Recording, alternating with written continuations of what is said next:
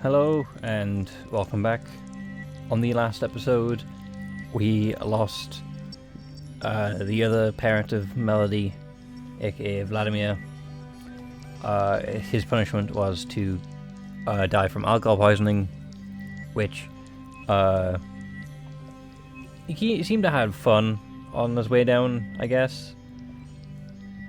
Beatrix kept him company during the execution, and because of that, she now has a hangover, which Nicholas has just asked us to watch over, because Nicholas is in charge of watching over Melody at the current moment.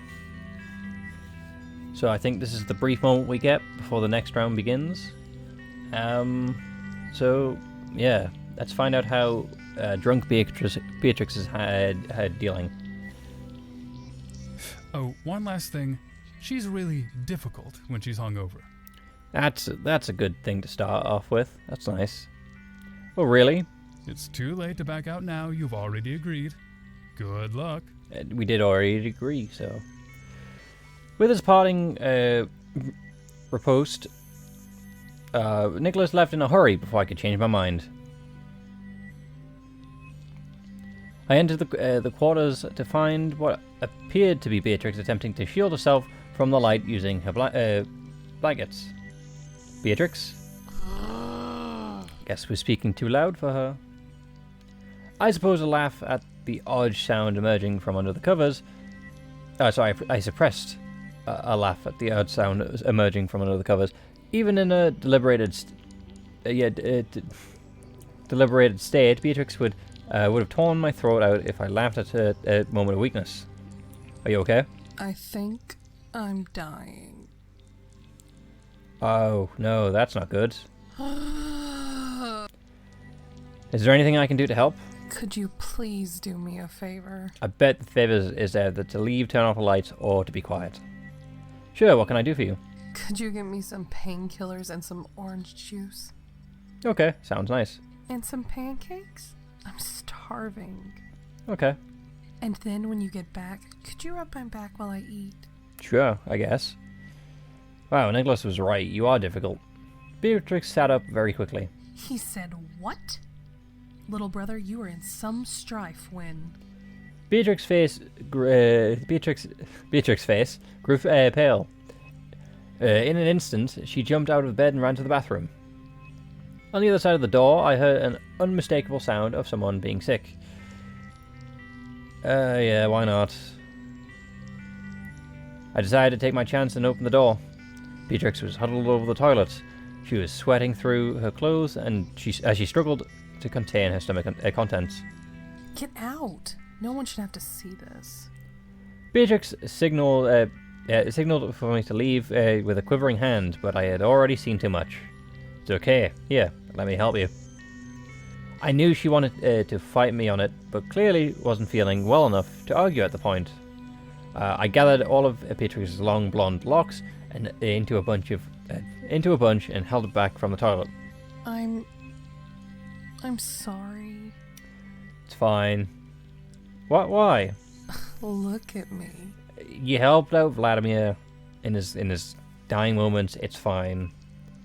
Don't sweat it. For what it's worth, I think what you did back there was extremely admirable. Really? Yes.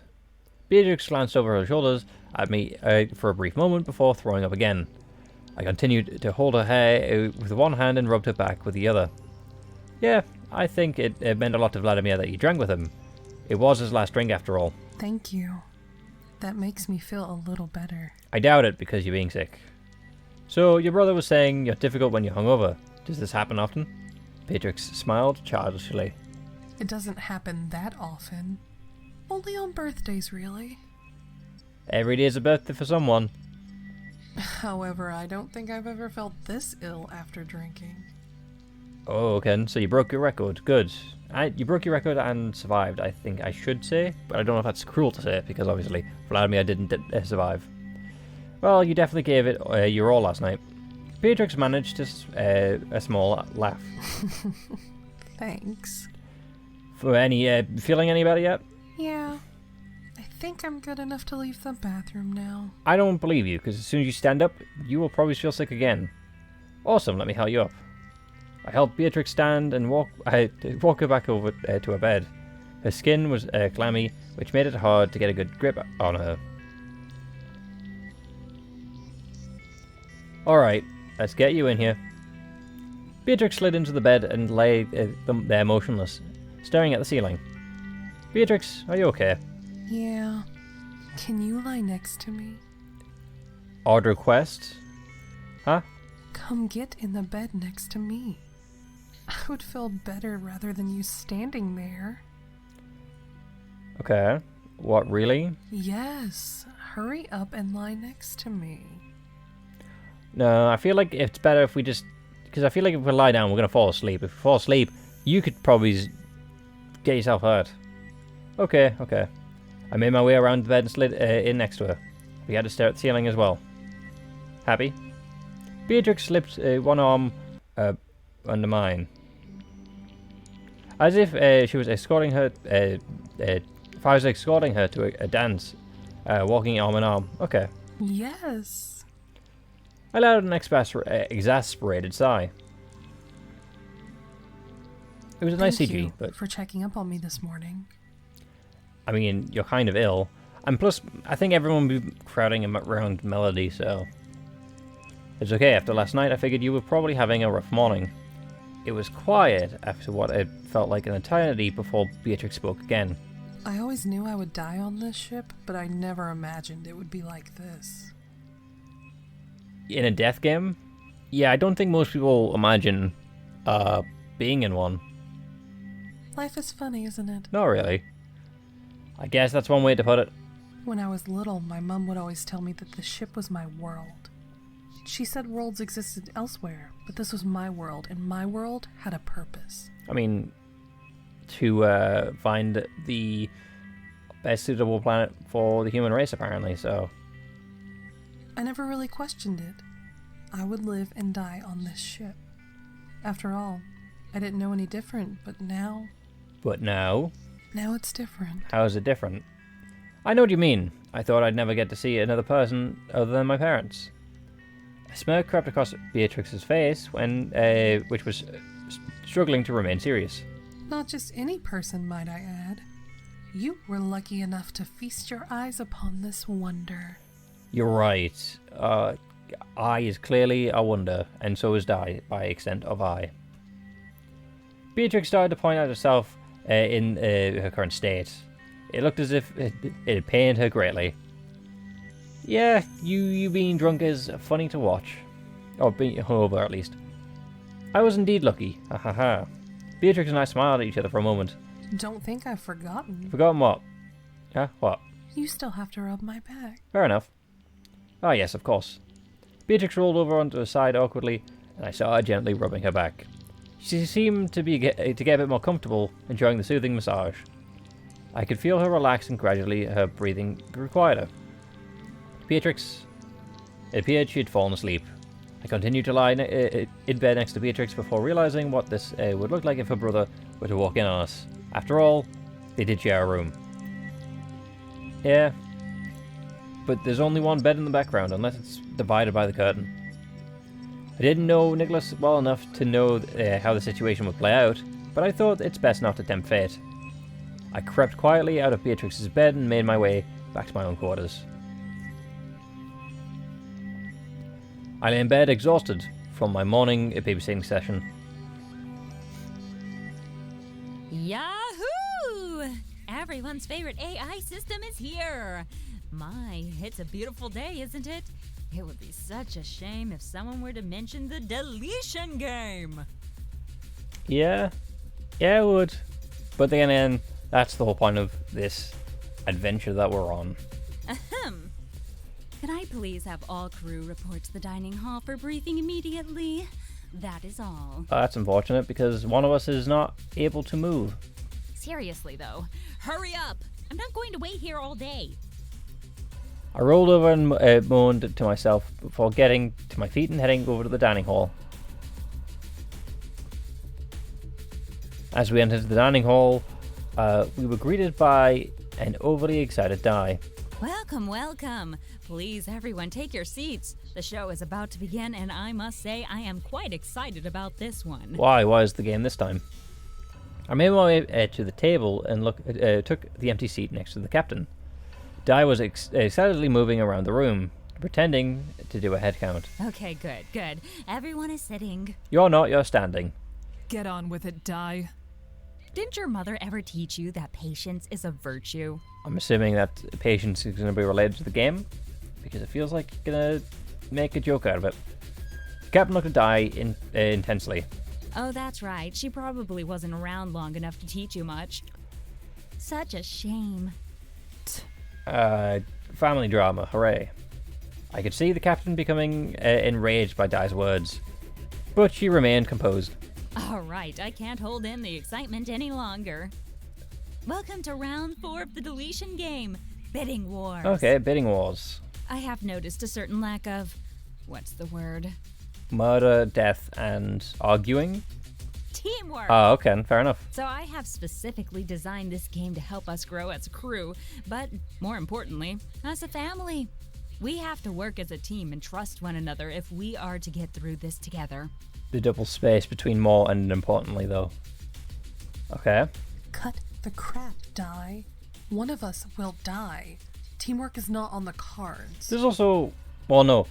Are two of us going to die? Because if it's teamwork, then we could be paired up. Because there's 8 of us, and it'd be 4 groups of 2. Well, it is now, 'cause I said so.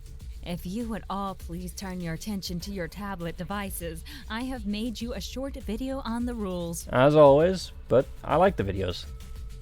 Bidding Wars. Bidding Wars is played by 8 players. Split into 2 teams of 4. Okay, so Team A, Team B. Each team will be allocated a captain. But your captain is a secret only to your team will know. The game will be played over 3 battles for points. Each battle, your team gains 10 points to allocate amongst the 4 of you.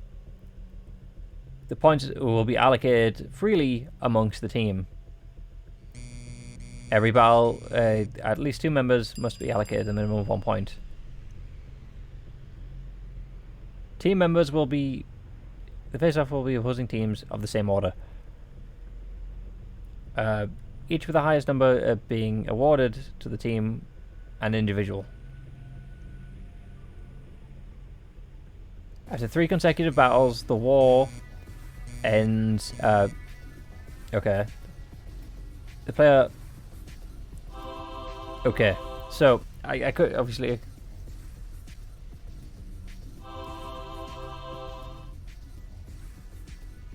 If after 3 battles the teams are tied,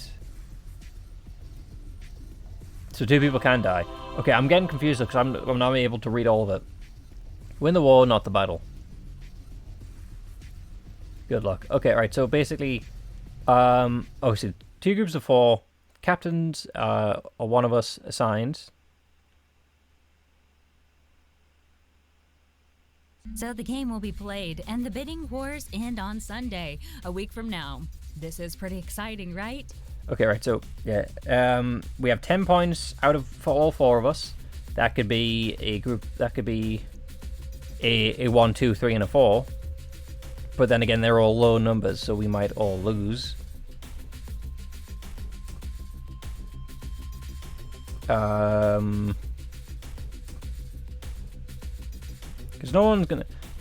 so basically someone's gonna have to be stuck with a 0.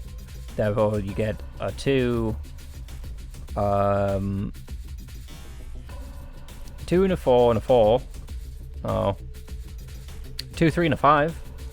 Only the 5 might win though, unless, yeah.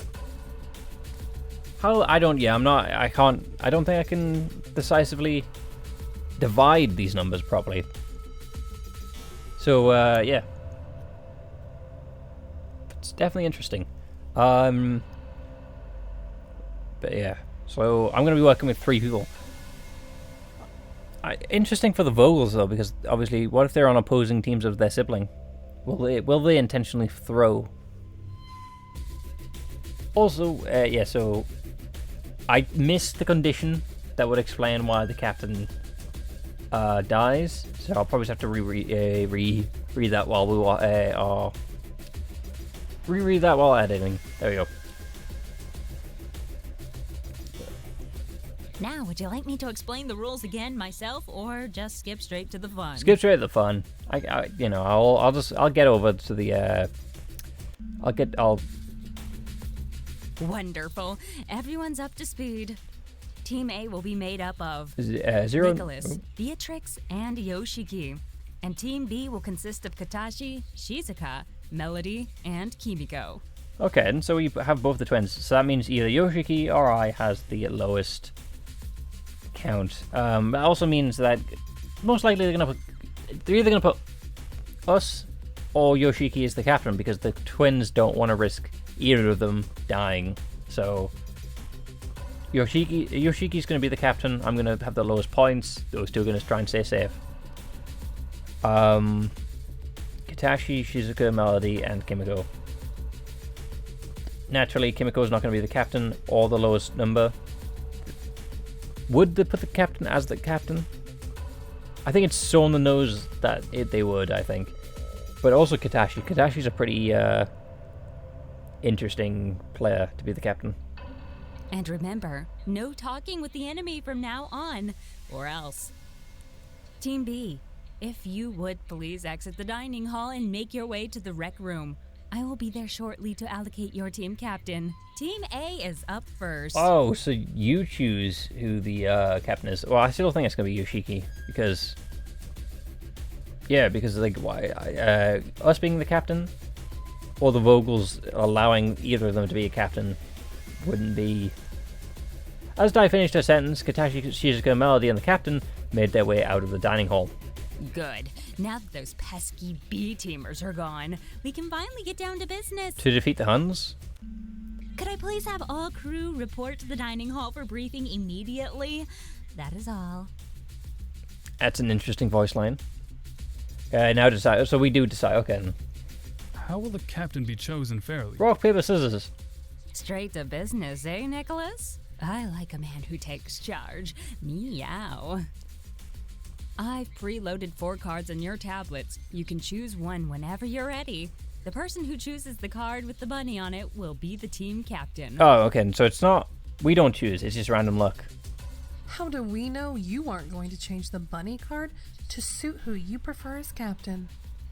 So suspicious, Trixie. You don't mind if I call you Trixie, right? She probably does. Yes. Oh, wait. That's right. I don't need your permission, do I, Trixie?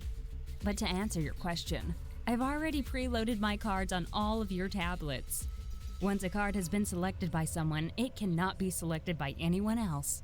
Once all cards have been assigned, they will reveal who the captain is. Brother?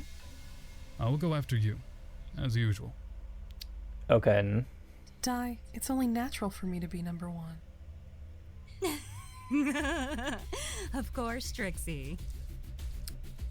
I shall request card number 4, please, Dai. Okay. I guess, Yoshiki, which one do you want, 2 or 3? Very well. Do you want to pick next? Okay. Thanks, man. You go ahead, Yoshiki. We have BFFs after all. Thanks, bestie. Dai, can I have number 2? Okay. Guess when I got number 3.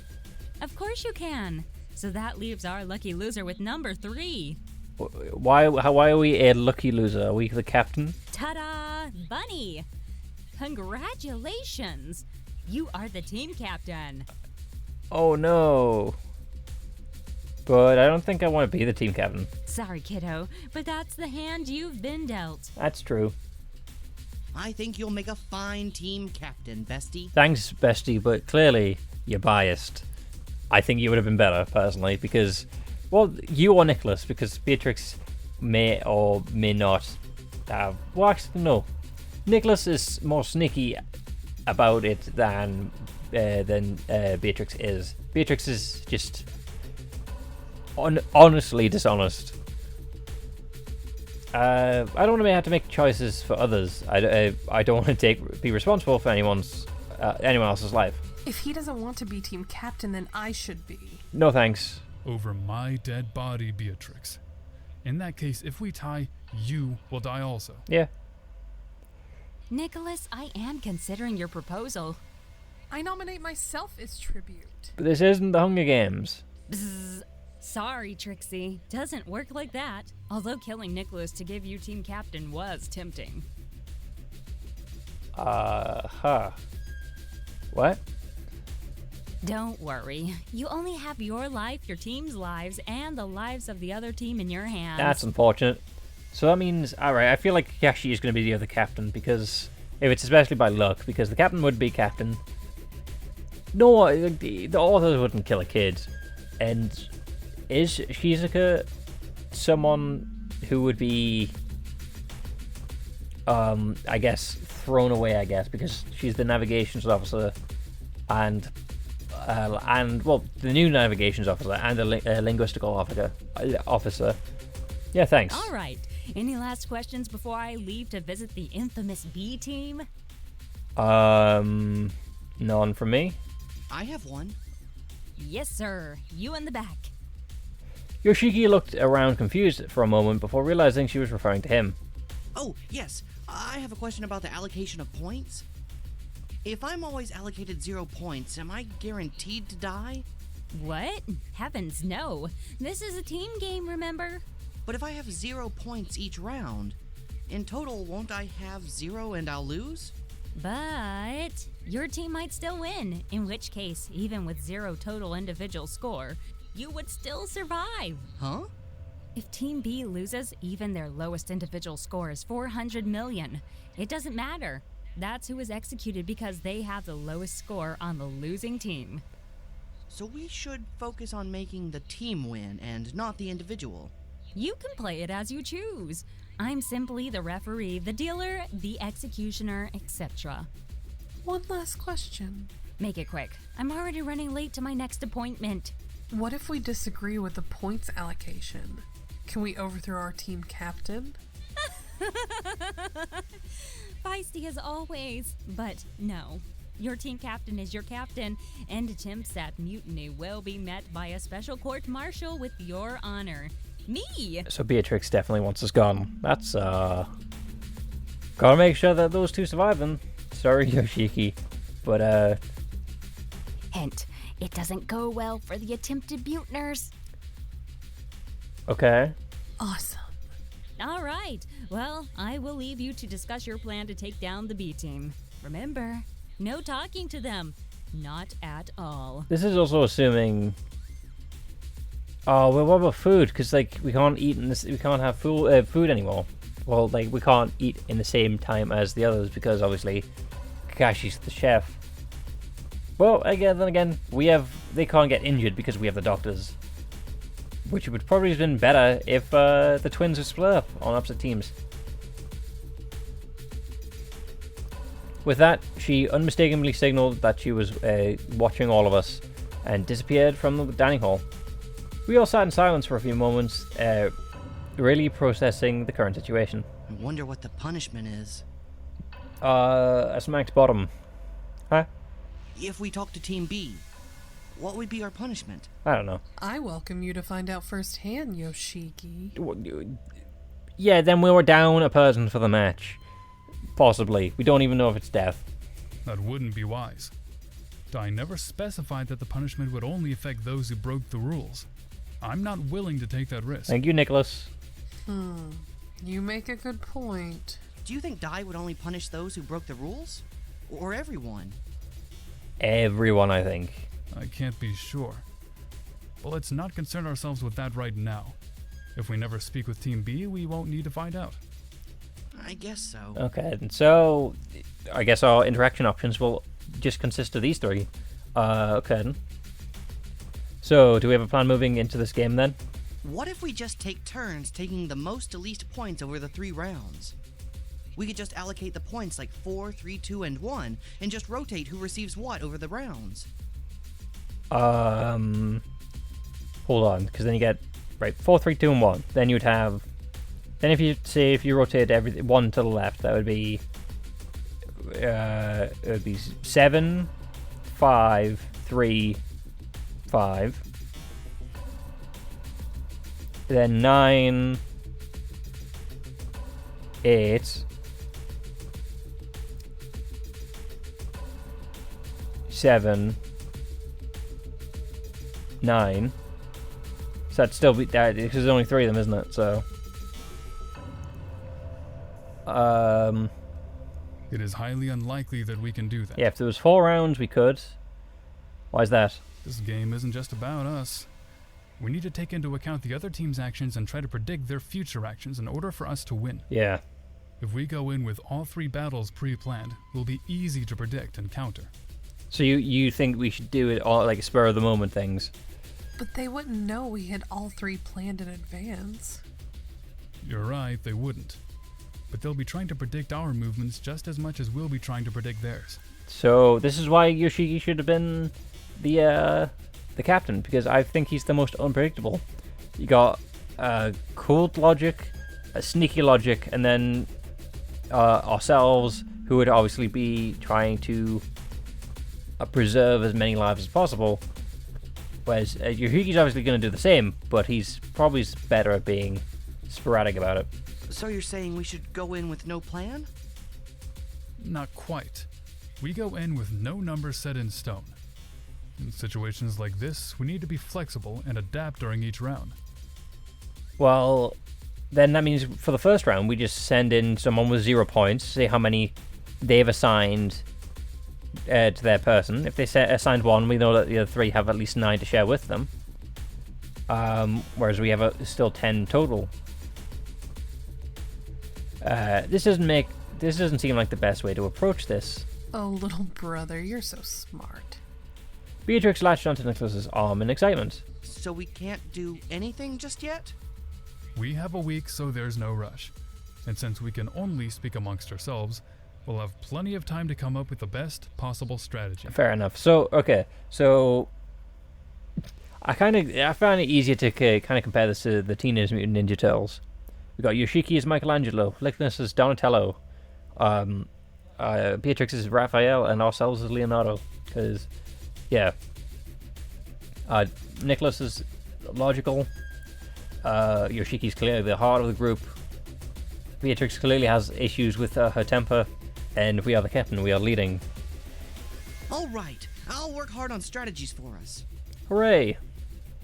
So if we can't communicate with the other team, Who needs them anyway? considering they have the captain, a child, and food, who's going to make our dinner? Kakashi's on the other team. Hooray! Someone pointed out. All the members of Team A seemed stunned by the announcement. Can any of you cook? I can do everything. I messed up the line before I pressed enter. Can any of you cook? There we go. Is that you volunteering to make dinner?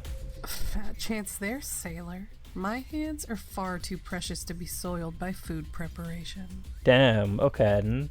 Guess you don't want people to praise how good you can cook them. Yoshiki, make me dinner, eh? Sure. Okay, Yoshiki, why? I don't think that's a wise decision. Thank you. Especially since he's messing around with machinery and probably oil. Why not? Yoshiki can be quite clumsy. What? No, I'm not. Uh-huh. What happened to the cleaning robot you made last month? I tripped over her. So what? She moves under your feet. Then what happened? Well, I set her on fire. In space. You set fire to something in space, where oxygen is precious. Why? It was an accident. I was trying to fix her after I tripped over her, but I set it on fire instead. And you're the mechanic? With her? Yoshiki's voice took a slightly wistful tone. Her name was Lena. She was the best cleaning robot ever. Until I set her on fire, that is. Is that who Dai really is? Is Dai really Lena? Who wants revenge? Exactly. That doesn't mean I can't cook. Very well. I expect you to answer to Katashi should you cause any damage to his precious kitchen. Well, I mean, if you answer to them, that involves talking to him. Yoshiki flinched at the very idea and gave a slight bow to Nicholas' direction. Please cook dinner, Nicholas. I was wrong to question your wisdom. I wasn't trying to volunteer, but it looks like there's no helping it now. Okay, cool. Come to think of it, for the next week we'll have to perform different chores to make up for who's missing. I'm good, thank you. I have neither the need nor the desire to do chores. Then suffer. But we all need to work together. I'll cheer you on from the sidelines. That's not working together. But Beatrix completely ignored Yoshiki and continued. Let's work hard together, okay, team? Oh, would you look at the time? I need to go wash my hair. See you later, team. With those words, Beatrix abruptly exited the dining hall. she's not going to help us at all, is she? Absolutely not. Okay, well, looks like it's up to the gentleman to... You'll help us, right? I'll try. Of course. Okay. Well, I'm off. Have fun. Yoshiki waved gleefully at Nicholas and me before leaving. Well, I have a few things to handle before I start dinner preparation, so if you would excuse me. Okay, see you, Nicholas. Nicholas left, leaving me alone, sitting in at the table of the dining hall. Bidding wars, eh? I'm not sure how we'll pull this off as a team. We won't. I have a bad feeling about this. Of course you do. Die, don't sneak up on me like that. Why not? Because it's scary. Because you frightened me. Can people die from being scared? Yes, heart attacks, right? I don't... One moment. I'm checking the database. Who would have thought? A lot of people? What? Humans can, in fact, die from being scared, although it's highly unlikely. Thought so. Apparently, the human body releases adrenaline when frightened, which causes calcium channels inside the membranes of the heart to open, allowing calcium ions to rush into the heart. This, in turn, causes the heart muscles to contract. Too many calcium ions, and they don't stop contracting. Yeah, see, it's a heart attack. Huh? Your heart stops working, and so do you. Oh. Well, on that note, I think it's the best to end it there. Hopefully you had fun, because, well, now we know what the next round is. With that, I'll see you later. And thanks for stopping by. So, yeah, goodbye.